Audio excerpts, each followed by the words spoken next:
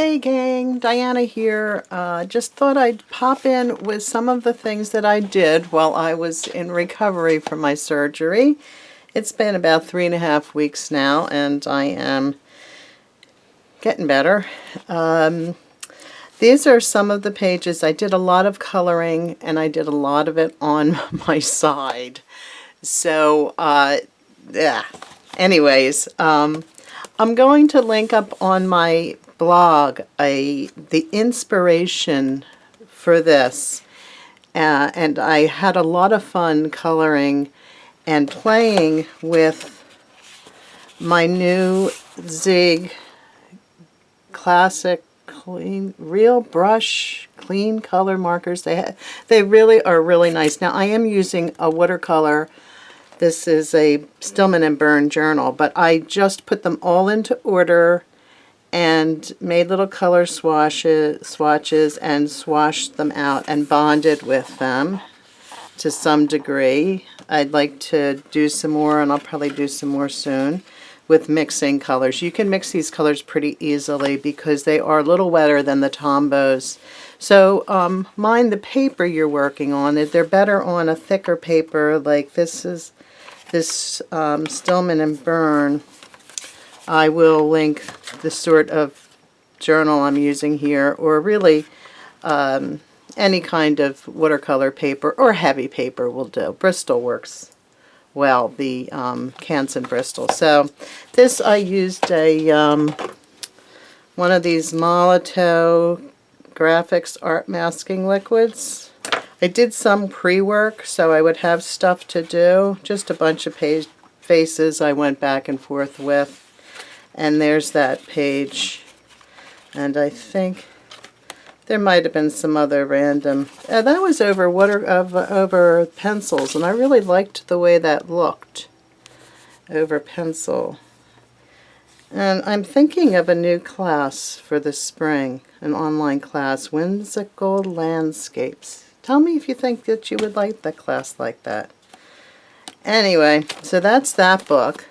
Another thing that I did was I had gotten some of these photopolymer stamps. I can't remember which ones these are, but because we're starting to have, everyone in my family starting to have the little grandchildren are coming along, so I thought it would be really fun to color some of these in. I stamped a whole bunch of them, and I'll trim them down and color them in, and they'll be ready for a quick card, because a lot of them don't live close to me. So, and even if they did, I think I'd still send them a card. So I did a lot of that kind of coloring, and the crazy birds, I stamped out a bunch of those crazy birds. I really like them. I think that would be a really fun thing to do. So I did some pre-work because I was prepping for that, and I really spent a long time coloring. As I said, I was on my side a lot, but so I couldn't do too much. But I love this book, and I think what I'm trying to say to you is, you have to go, there are so many books out there, and I just happen to love this one. It has some open space. I think I talked about this before. It also has some highly detailed areas. It's most of these things are the back of the pages, so you have to watch the bleed through. So I'm just using pencils. And then I just got this one, which is Vintage Designs from Posh. This paper's sort of thin, but I don't think any of the papers in these things are supposed to be like, they're coloring books. And I love the designs in these. And I also really love the size of this. So gel pens too. But I did want to, let me just grab a piece of paper. Why is there no paper? Hold on. Duh, this was sitting right on my desk. So I've been thinking about resist and working in layers with colored pencils. Now that doesn't, sorry, I'm just looking for a spot that doesn't, is meaningless. Oh, there's meaning everywhere in my journal. What am I talking about? So anyway, this is a Lyra Super Furby metallic colored pencils, and my friend she had ordered a set from Amazon, and there was a bunch of colors she already had, so she gave them to me. Yay. And the difference between this and the Prismacolor is that these are oil-based. These Lyra are oil-based, and the Prismacolor are wax. I don't know what they are. I think they're wax-based. If you know, let me know. Now, so what I was wondering is,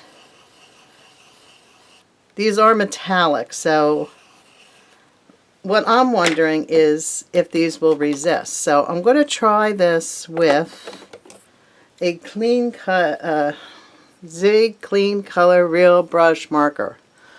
It's a mouthful, but they are nice. And see what kind of resisting they do. Let me see with a darker color so I can see, or maybe even just a cool color. Looks like they're resisting. It's hard to tell. Let me try a real dark color. No. Let's see. A little bit.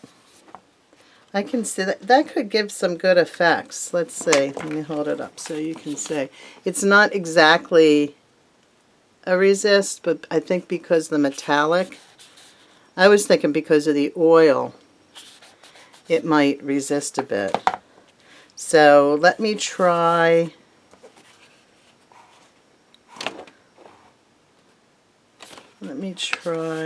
here. And I'll try with watercolor this time. I'm totally unprepared today. I hope you don't mind that. Between the holiday season, the upcoming holiday season, and everything else. Okay, so I'm going to try another thing here. And this is the silver, I think it's just called silver. It's called 89251. Catchy name. Okay, so let's try that with a nice brush. Let me just grab a brush and I'll just plop on some of a darker watercolor and let's see what we get. Okay, so no, I can't leave that alone. Alright, so the watercolor is transparent. You know what, I'm going to take a second and blow that dry. You know, heat gun it.